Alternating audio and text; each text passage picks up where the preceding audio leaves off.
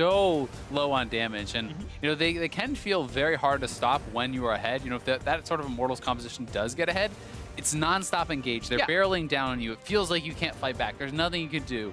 But when they fall behind, they're so low on damage that it feels equally as helpless for them.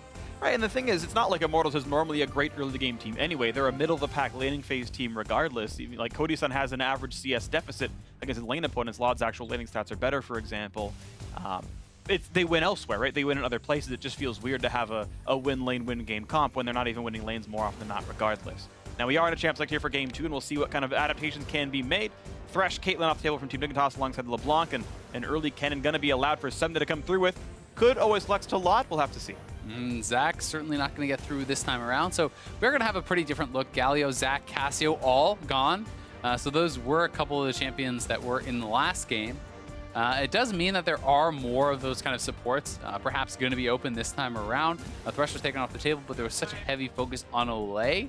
He could look to try to pick up something in the first round of picks if he feels like that playmaking support is going to make the difference. Absolutely, so we'll see what it comes through on, and I wonder actually how much they're afraid of Team Dignitas flexing that Kennen around, or if you pick a top laner early on and try to counterpick that. We've seen Gragas go okay into it. It's not winning, but you survive it. And it's going to be early priority onto Jhin, who again received some pretty substantial buffs, and it went well for Cody Sun earlier. Yeah, it definitely did, and as far as the Kennen versus Gragas matchup, like that is one that can be pretty tough to play. Yes, you can survive it. It's not an ideal matchup, but you always can flex it around if you feel like you can get something even better elsewhere, right? And that's always the big question, because there's give and take with any sort of flex pick. You know, if Gragas is going to lose by a little, but then you can, you know, get an incredible jungle pick that's going to really influence the game elsewhere, then sure, that's worthwhile. Of course, absolutely. So Elise going to be grabbed up here for Shrimp, though, and as far as tier list jungles are concerned, Elise is there right behind Zac for popularity's sake. Team Dignitas hoping for a 2-0 to keep this week going strong. One more pick to come through at the end of the first phase for Team Dignitas. Last game, they had grabbed their solo laners and their jungler. Right now, it's a jungle of flex pick, and who knows, 3 seconds to go. Discussion still coming through from Big, and it's going to be Fiora. They're going to move it around, so Kennen's going to be in the bot lane for Lod, or it's Fiora mid, who knows? But yeah, I mean, he did play it once, but I think with Galio off the board, I don't think we're going to see that. It would be super random if Pobelter just played a tank mid lane, and that's the only situation that you want to do. With Galio off the table, there's nothing really to see that there, but we are going to see Lod playing Kennen AD. Sneaky has been doing this. Obviously, everyone knows that Reckless is the guy for the Kennen AD carry. He has really kind of popularized it and been extremely successful with that. But that being said, C9 has, I believe I've seen at least 2 games that they've won with it. Yeah, they've been playing it a lot, and I've seen it more and more. I choose to believe selectively that instead NA innovated and Reckless went back in time and copied Sneaky. There you go. That's my North American. That's the more likely story. That's the more likely story. He went back in time and you know, retroactively copied. This Phreak going to be the first ban on the table here for Immortals in the support role. Of course, the early ended up being blind pick Fiora. Renekton came in to counteract it, though, so Flame should feel good about the matchup.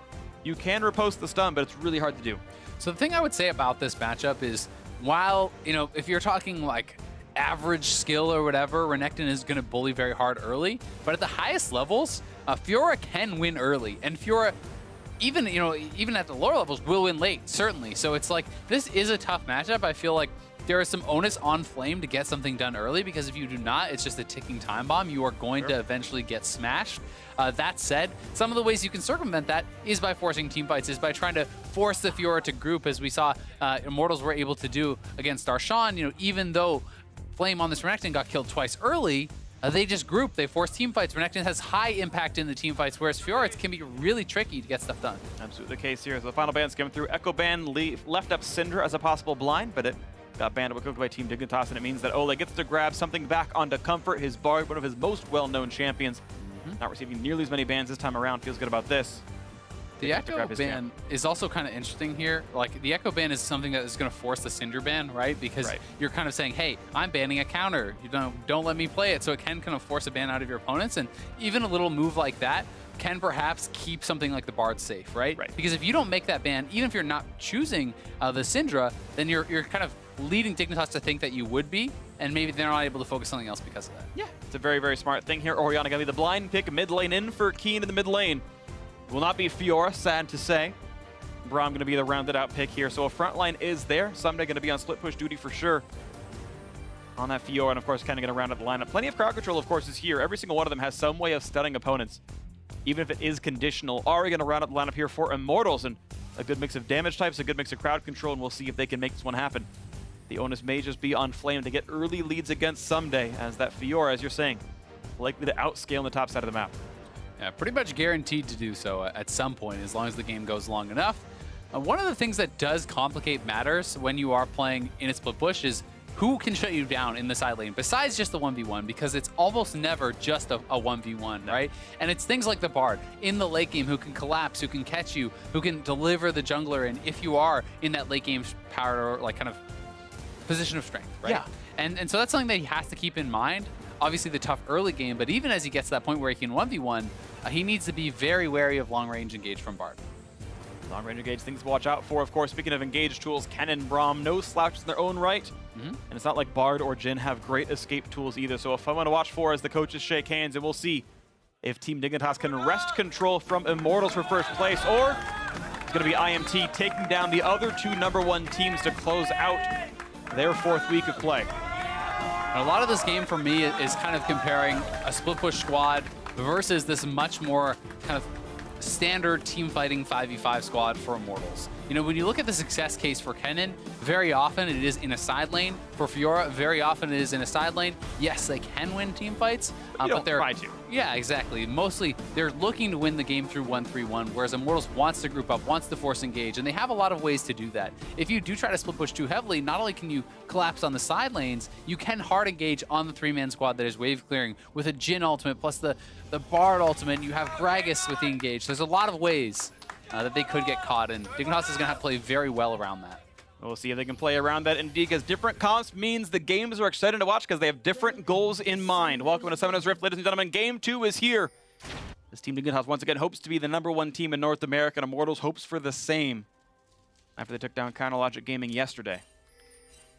And Dignitas, while they would take possession of first place if they win here today, they still do have another game left in the weekend, which they could lose because they have a really tough weekend themselves. They're going to be going up against C9 tomorrow, another very good team. So there's so many teams at the top right now that actually feels pretty wide open. Yes, some of them are out to slower starts like C9 and TSM than you would normally expect, but you're looking at least, I think, 5 teams right now that arguably could be around the top at the end. You know, you have TSM, C9, the standards there, then CLG, Dignitas, Immortals, all right near the top and all competitive. And you can make an argument for any one of those squads that they would end up as the champion.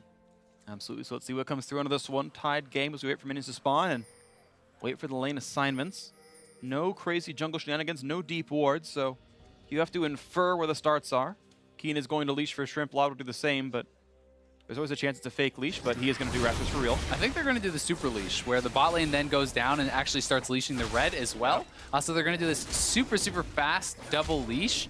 While Xmithie got no help at all, this is going to be an almost dead red buff that Shrimp can just come over. You can actually immediately smite it if you want. He's actually, okay, so he's going to leave the big Raptor, just take the little ones, then he can go topside, and you can set up for a very early gank topside if you want to do that, or even look to go mid. And we'll see how long it actually takes, because we went back for the big Raptor, so at 2:09 that camp is done, and Xmithie, when he gets 7 minutes, or 7 CS, we'll see how different the number is, and right now it's already 10 seconds apart. And I do think it's a little strange they didn't actually finish off the little Raptor if he was, or sorry, the big Raptor if he was going to do that anyway. Yeah. You know, obviously you do want to get over to the leash, but you can still use your smite and really speed it up and actually kill off the big Raptor immediately, then go away to another camp. But either way, it's still going to be efficient, and this way you have your smite up in order to contest something if you want. And personally, I do like smiting the big Raptor. Actually, I think it's faster myself because it has so much armor and MR, but Shrimp instead has gone for the Scuttle. He's level 3 in the top side of the map. Xmithie is near. He actually went for Krugs himself, so that Gragas is there for the counter gank. And I think it's smart pathing by Xmithie, though, to be around in case that play is made. And they do know now that Shrimp was topside. They saw that ward poke over, so they have that information. And you know, while Immortals certainly don't want to opt into this 2v2 right now, they don't have to. I mean, the wave is pushing towards Flame, so he's just being patient. He's not going to step forward at all until it crashes into his turret. And sure, he'll lose a CS or two, but he's playing it safe, and he's making sure that if Shrimp were camping in that bush, he wouldn't get taken down. Absolutely here. Immortals, though, with the push lead in the bot side of the map. Range supports tend to be better laners, and certainly that's going to be the case when you've got a bot against a Braum. There is a soft counter here. Of course, you can collapse the Cosmic Binding with the Unbreakable Shield to prevent some of the stuns if they go for big first. Sometimes that does matter, but either way, it's a nice early lead for Immortals on the bot side. Yeah, and if it does kind of keep going this way, if it is heavily in the favor of the Jhin and the Bard. That is something that's a bit concerning for an AD carry that you want to get into the side lane. You know, Kennen, if he gets too far behind, can really struggle against anyone who's going to be assigned to him. So you really do like to try to focus on this Kennen lane, get it ahead, get him to that point where he can be in a side lane, 1v1ing people, pushing turrets, and really starting to take hold. Absolutely. We'll see if that comes in later on to this one. Shrimp, of course, has been out farming Xmithie in the early game, and the gold lead right now is somewhat in Team Dignitas' favor. Flame just now finally catching up on the minions that he had lost earlier on in the laning phase, but Ssumday does still have the early lead against him. And this is actually very interesting. So the pathing and also kind of the matchup is very reminiscent of yesterday's match between CLG and Immortals, where Flame actually got dove and killed off twice early against a Fiora top lane yesterday. This time he actually played it much more patient, did not take any trades, because yesterday he had been chunked down, and as the Elise got topside around this timing, he was at about 20% and they could easily pull off that dive. So Flame, you know, kind of learning from the matchup yesterday, playing it more passively, and as a result, not under threat of that gank. Yep, playing it pretty smart for himself right here, and now you can see the gold has swung back in Immortals' favor thanks to the fact that their bot lane is just doing so damn well right now. Huge credit to how well this duo is playing here. Cody Sun and Olleh looking angry. You took my champions away. Let me show you my true one trick, the Bard. As Olleh keeps going back and forth. No first recall just yet. Gonna wait for the next big play. Big just takes a little shot to the shoulder, but he's gonna be fine. Should be totally fine, and we're gonna have to wait and see where these junglers make their first mark. You know, where is Shrimp going to look to go? Because while in a passive 2v2, the melee support may get bullied out, when the gank comes in, you have strong gank assists. If you can proc that Braum stun, follow it up with Elise Cocoon or vice versa, you're definitely going to be looking towards that kill. That's the case, so we'll wait to see where the follow-through is. Nice little slow right there, and nothing yet to be had as they kite back and forth and look for trades into Olleh, who is just getting more gold out of this regardless. Lod wants to go in for a bit more. They're going to find the Q, and actually forces a flash out of Cody Sun. That would have been the chance of the kill. Whoa. And the fact that Shrimp was there also means that Olleh flashed away from possible Cocoon. And that seemed maybe a bit too defensive. I mean, I guess if you get stunned, you're perhaps guaranteed to get Cocoon and then die. So the early flash, but definitely seemed a bit preemptive with how far away Shrimp was. Either way, the time pays off big time as he goes bot and gets two summoners pretty quickly. It's a pretty big lead for a team that was certainly losing out in farm, but it's looking better now. First recalls came in for the top side, the TP back to lane, but it'll roam down for Ahri. And he is 6 very early. Pobelter is here. Can he find the play? Has the ulti, of course. Looking for this one. He's going to find some damage, and a big exhaust comes in early, and they shouldn't be able to land much more. Jukes through the minions to make sure Charm can't land, and out they go. Still, nice roam, you have to say. You know, he gets 2 summoners for the ultimate. He is going to lose some farm mid lane, but Xmithie should be able to cover and soak up most of that. On the top side, fighting breaking out. They're both level 6, so all-ins can be pretty scary. Definitely the case right here. Looks like Immortals want to go for the recall. It's going to be actually not too bad, of course, because they were able to shove the wave out courtesy of Pobelter throwing a Q in there. So they're not going to miss out on much gold or XP. They got a pretty quick recall. Now it's up for Dignitas to shove that bot lane in, and it's, you know, not that easy to do. Cody Sun going for the Yomus first, as you expect of the champion. Honestly, pretty solid for the Immortals duo. Catching up in summoners by that roam is a really big deal. I think it's a very smart roam for Pobelter. He had kind of gone back to buy first. He had pushed out the wave first, so he has some time. Yes, he loses a wave, but that is worth it for a couple summoners. I definitely think, especially when this is a lane that they're trying to obviously focus, and if you have that flash still up on Lod as he hits level 6, the all-in potential is very high for Kennen. So that is certainly a high-impact summoner that Pobelter has taken down and really helping to relieve the pressure. Certainly important stuff right here. Nice shockwave, going to buy some time. Of course, Pobelter does not have an ulti. Keane just wins that trade. He's happy to burn the cooldown just for some damage. It's a TP-less mid lane, so that damage might stick. Yeah, Ahri has some healing from the passive, though, and a couple potions are available for Pobelter, so he's not too perturbed. We'll be able to heal that back up, and because it's a pretty passive lane, right? But that's fine for Keane. You know, he's using the ultimate not necessarily to get a kill, but hopefully just to establish lane dominance, kind of use it more for poke, and that's often how the Orianna ultimates are used early on. Sure. And even if all it does is force 2 potions, that's 100 gold.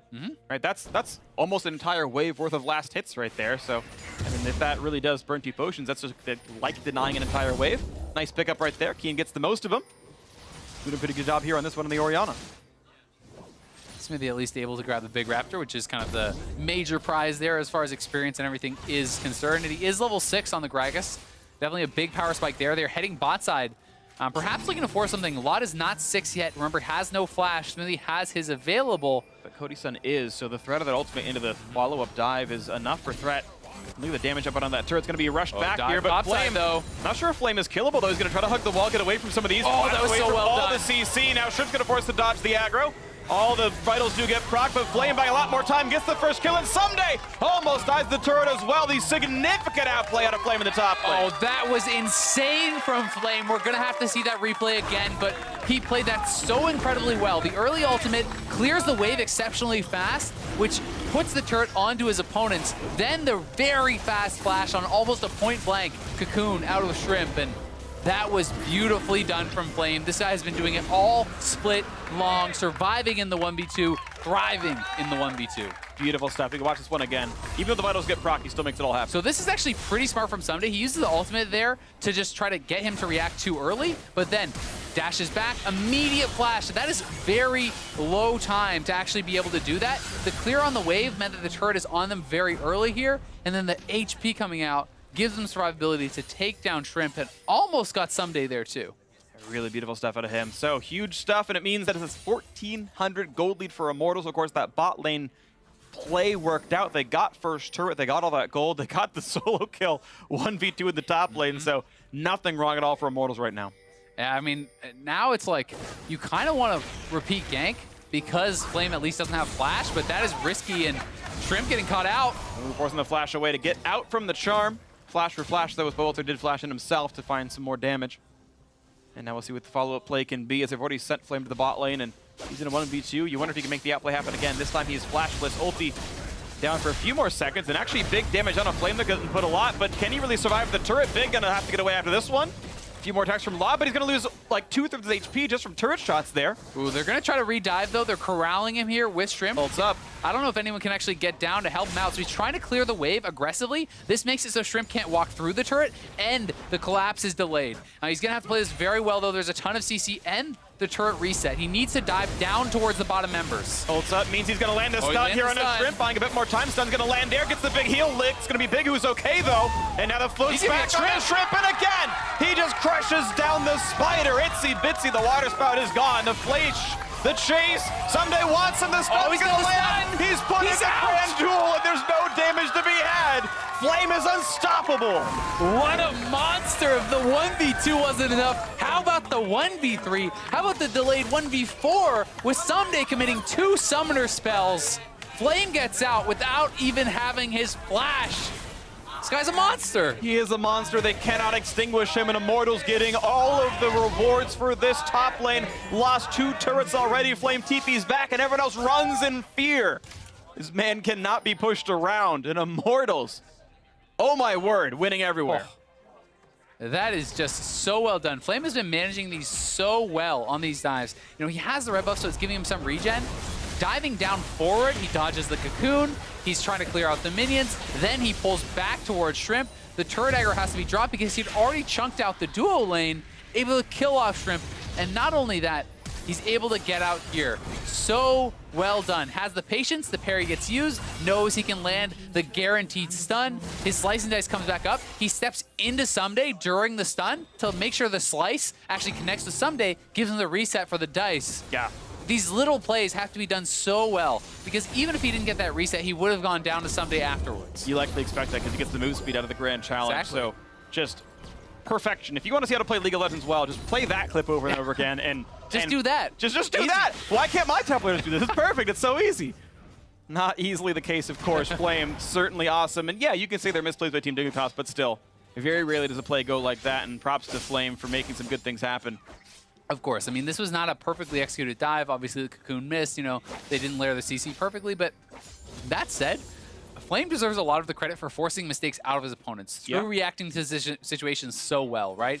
And any play like this requires a little bit of both. If it is perfectly executed in 3v1, yes, of course, you always die. But they make a little mistake and you play great, you have a play like that. And now Lod, hey, can he outplay the 1v2? Can he do what Flame did? Lod gets the stun into Pobelter, and now he's got some damage up, but he flashed thrown away, but Body Slam is there, and he can't do what Flame did. 3-0 Immortals. Yep, not much chance there. He does expend the summoners. Does a lot of damage on Pobelter, but Pobelter was just holding his charm the whole time, waiting for Xmithie to guarantee it with a Body Slam, and looked probably a lot closer than it really was. Yeah. I was trying to be like facetious with the hardcore play-by-play, but the fight ended up being close, so I was like, oh, I guess he's almost gonna kill Pobelter now. Either way, it's Flame and a 1v1 with Ssumday. I've seen this go, you know, closer before. The funny thing will now be watching Fiora, because it's Fiora, just win from this situation. I've had so many games where it's like, I outplays the Fiora, I got 7 kills on her, and then she kills you. Yeah, well, speaking of kills, though, Xmithie running low on Oh, my God! That ball, like, the freaking explosive cast was insane! Bow down to the new jungle god! Xmithie with the predictive Gragas ultimate. That was absurd! Immortals can do no wrong this game. Player of the game to everybody in this one. The turret should just fall in awe about how well this game is being played. There's just nothing left to do. That is absurd. That is...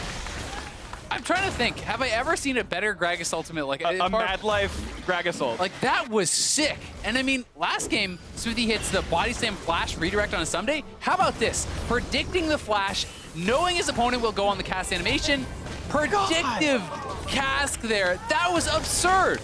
That was so good. Ssumday himself couldn't have explosive cast that good. I mean, he's wearing the skin, but really, we got a new Gragas god in town. Oh, that was nuts. That was insane. That was just all kinds of ridiculous.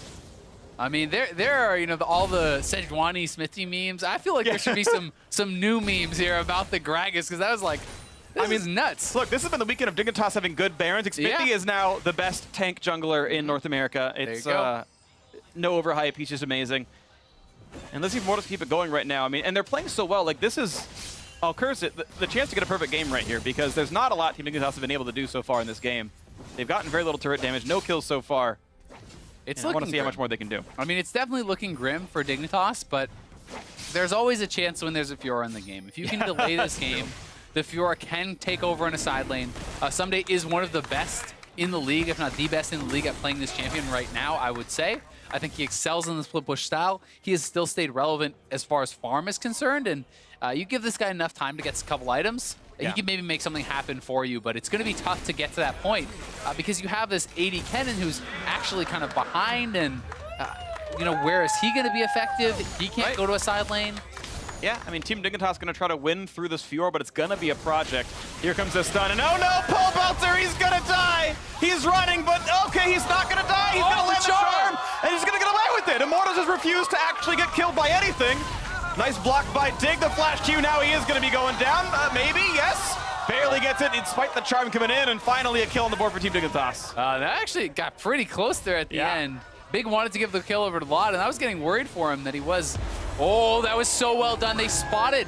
They actually guessed where the TV was going to be coming out, and Olleh catches Gets the stun as well, so Ssumday's now out of time, and he's out of places to go for. He's going to jump across this one. He does have flash available. The root is in. There's no way out. Flame gets himself a killing spree. Olleh with a really good guess there. May have just thought he was using the base, but not only did they get the kill, they get the TP because Ssumday was trying to TP out of the bush, and that was blind. There was no word on it. Yep, he just had to put in the cancel. So it is the shorter cooldown of the teleport, the 3-minute version, but still, of course, pretty relevant here in this one. Is Olleh going to get, ooh, a nice flash, gets away from the shockwave.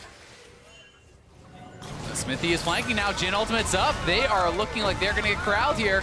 He puts in the shield, puts up the defensive stats, only 230 damage on that one, but the body stem's going to be there. Another shield from Orianna, but explosive cast going to put her against the wall. They're going to get the one picked up, though. Shrimp makes it happen. The trade route is in, Xmithie gets himself a kill. Now Dignitas sequestered on the wrong side of the map. Can Immortals make the rest of the dive happen? Ssumday is in base right now. He's far away. Lod wants in, going to dodge away from the charm. Ulti comes in, going to find the stun on a Pobelter. Going to get a few more auto attacks in, but not the damage, and that's going to be 2 more picked up onto that one. The chase is on, and Orianna gonna fall away as well and turn into pieces there. Double kill, 5-0 for Flame, and he deserves every single one of them.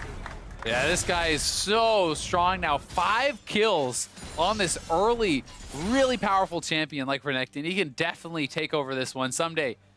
Back in base, didn't have TP to join the fight. Wouldn't have wanted to join, I think, even if he had it.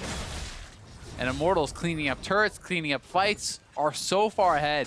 The question with a lead this big is usually how clean can you make it look? And here's the initiation again. They use the Jhin ultimate, land the slows, able to catch up to Big here. And you know, Keane does a good job kind of taking out Olleh with Shrimp over the wall, so that was nice for them, at least able to trade something back. But all of Immortals are here, and there's really no way out. They just come in from all sides. Flame is extremely strong, and Cody Sun has flash. Flash to get away with that one, and out they go. And I gotta say, what an amazing split so far for Immortals. They're just kind of in control of this game.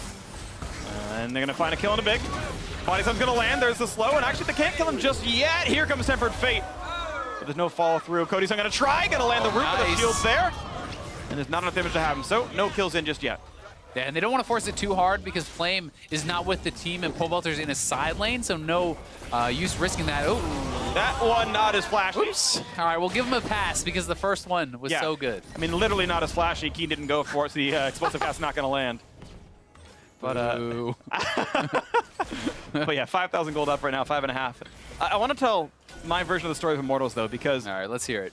It felt Once like upon a time. I mean, basically just this year, though, because it felt like the team was scrapped together, where it's like, Huni left, and like, oh, crud, we're like missing our entire lineup now, and they're, you know, signing. It's like, well, you think about Rainover? He was the MVP. Well, I know, sure. I'm abridging it because they're currently sieging mid lane. We'll maybe do this more a little bit later because we're looking to knock this turret down right now as Big wants to fight them. Charm back and forth. All right, no fight. Okay, there is a fight. I take it back. Flame's there, and he turns around. No fight.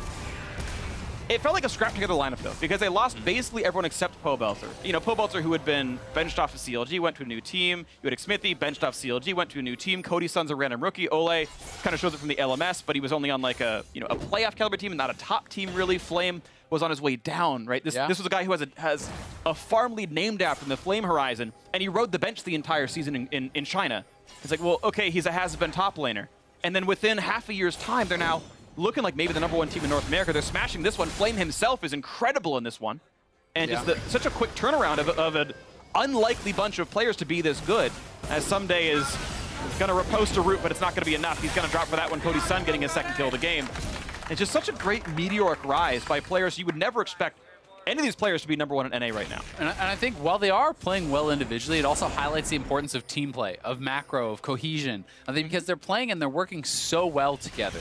There have been all-star performances like this one from Flame, but you know, certainly, especially because of the history of Flame, people felt like he was in the twilight of his career, and then, you know, disappointing spring split from him certainly reinforced that. Made people think even more so that there was no chance this guy really had anything left in the tank, and now they come in and they're doing so exceptionally well. They're proving everyone wrong, and it's very, very exciting to see, and I'm hopeful that it will continue over the course of the split, because it does not feel like, you know, FlyQuest last split where perhaps people are saying, oh, you know, the wheels are going to fall off. They're taking risky calls. You know, that was what a lot of people credited a lot of FlyQuest victories for, was these crazy Baron attempts and things like this.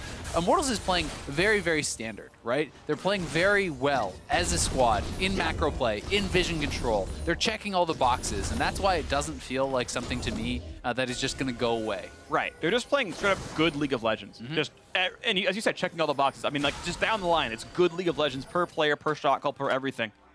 And we will see if that can continue here into this one. You know, it's interesting. Every time TSM wins a spring split, there is a new champion in Summer. TSM won Spring 2013, Cloud9 wins Summer Split.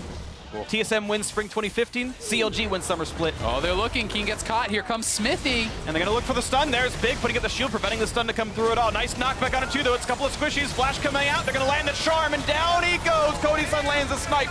He wants a bit more shots on a Big, as they've also picked off Shrimp. That support is low on HP, but a 2 for 0 quickly picked up right there. And Immortals continue control. Olleh just so good on these playmaking supports.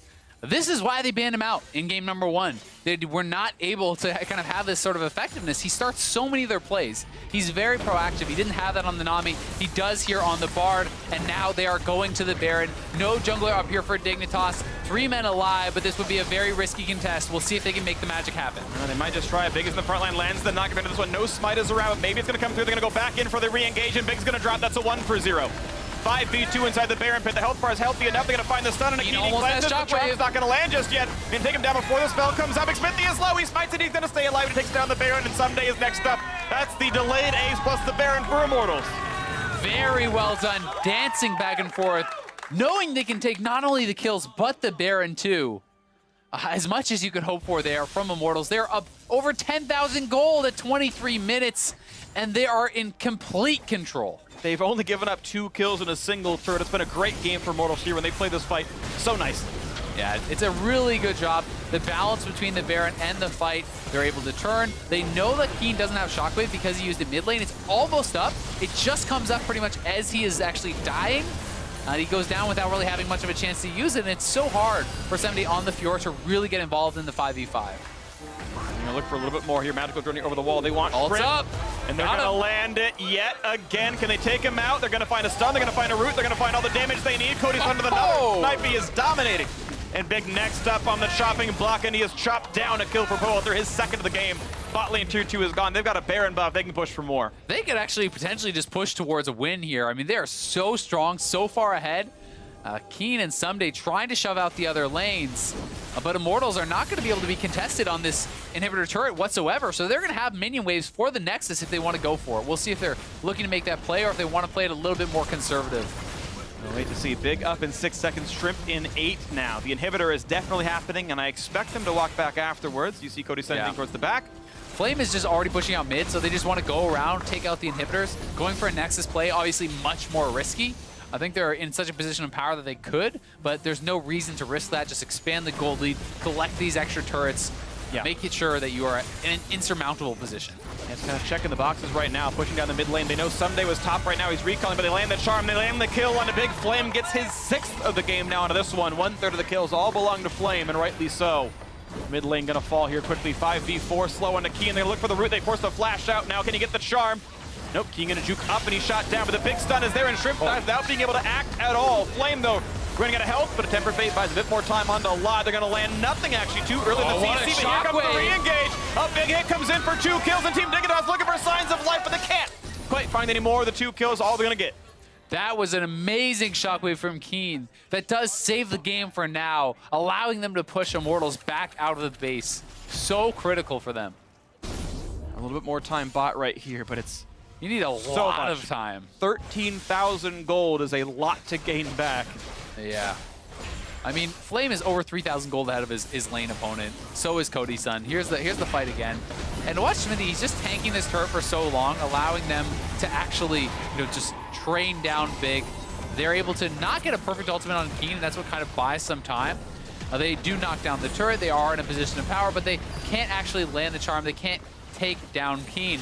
And Flame getting chunked out here. Ssumday's playing pretty well, delaying on the side, and then this shockwave really is what turns it as they all go forward to try to collapse on Lod, who had been ulted by the Bard. They got baited out a little bit by that. So Ssumday able to move forward, pick up a couple kills there. They do hold on for now, but they're still enormously behind. I mean, this is a 3-item Renekton at 26 minutes. I mean, he's huge. Guardian Angel's in there. He's a big boy. Level 16 on the Crocodile. Highest level on really the game right now, so good luck dealing with him. And even if he is not doing as well, like, Cody Sun is massive. Cody Sun is on 3.5 items as well. Like, this Jhin is going to be so hard to deal with. But we have not really even talked about him that much because everyone has been performing very well, but he's just at such a strong point. I mean, compare his itemization over to the Kennen, who's sitting on, 2.5, never going to be able to get into a side lane at this point and really get work done. And a lot of his major gains, the fact that Flame was sitting in 1v2s, because they were cross-mat plays, right? They're going for the Flame on, the dive on a Flame, as Immortals goes for the turret play, and while Dignitas backs up, Flame just kills his opponent, and the turrets keep falling on the other side of the map. Now Ssumday going to be in a bad way right here. Jukes around, tries to buy a bit more time. Will drop down to the Spirit Rush of Pobelter, 1-for-0 on that one. Now missing a top laner for 40 seconds. Team Dignitas looking for the 28-minute win. Immortals going to push in for a little bit more. No regen, no Ocean Drake, just the stats. 1 turret shut down, a bit of damage into big. I'll have to wait a little bit longer here as Baron buff is timed out. It's just waiting for the next minion wave. Bot lane is here. Maybe the fight comes in. Flash gonna land the double stun. Here comes the body slam. There's explosive cast. 1 picked up. Shotgun catches 3 though, and the follow up from the Braum as well. They're gonna look for damage on Big, then on Shrimp. The crit is in 750, and the shutdowns come through thick and fast and furious. And it's only Keane left alive, and he's gonna find himself stunned up inside the fountain steps. And the chase down is there. Cody Sun with the flourish at the very end gets the kill. A TP for Swag. Flame saying we got this one in the bag. 24-4, under 28 minutes. A smashing from Immortals. We are going to a game 3.